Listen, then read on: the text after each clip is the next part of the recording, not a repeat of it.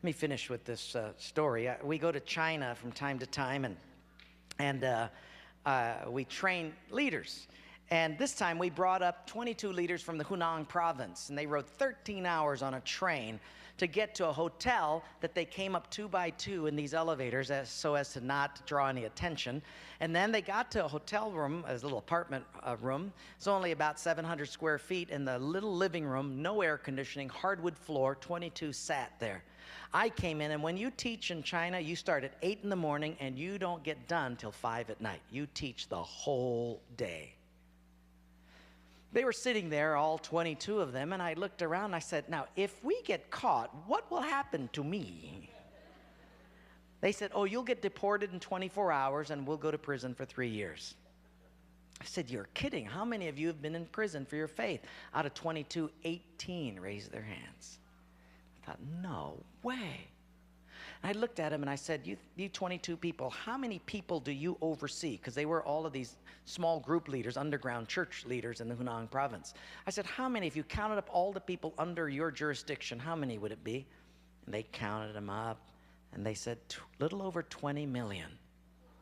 I said, what? See, we forget there's 1.3 billion people in China. This is crazy. Well, I had 15 Bibles, and I passed them out. Obviously, 7 didn't get them. And I said, let's turn to 2 Peter chapter 1, and we're going to read it. And just then, one lady handed hers to somebody next to her. And I thought, interesting. Well, we turned there anyway, and as we started reading it, I understood why she gave it away. She had memorized the whole thing. She just recited the whole chapter. When it was done, I went over to her at a break, and I said, you recited the whole chapter. She says, oh yes, I've memorized many chapters. I said, where did you memorize so many chapters? She said, in prison. I said, you have much time in prison. So I said, but don't they confiscate the Bible? And she said, yes. So people bring in scriptures written on pieces of paper, and they bring it in. So I said, but then if they find that piece of paper on you, won't they confiscate that? She said, oh yes, that's why you memorize it as fast as you can. Because even though they can take the paper away, they can't take what's hidden in your heart. I thought, wow.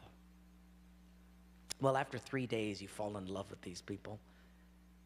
And when it was done, I said, how can I pray for you? I'm going to go back to America, and you guys have been just so wonderful. How can I pray for you?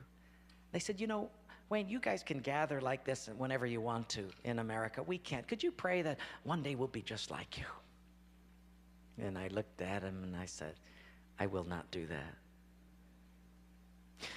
Big incredulous eyes looked at me and they said, why?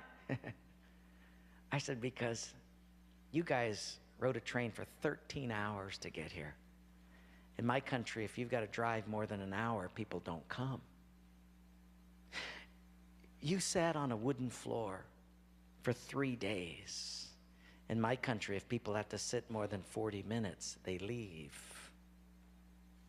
You sat not only here for 3 days on a hard wooden floor, but you did it without air conditioning. In my country, if it's not padded pews and air conditioning, people don't often come back. In my country, we have an average of 2 Bibles per family. We don't read any of them.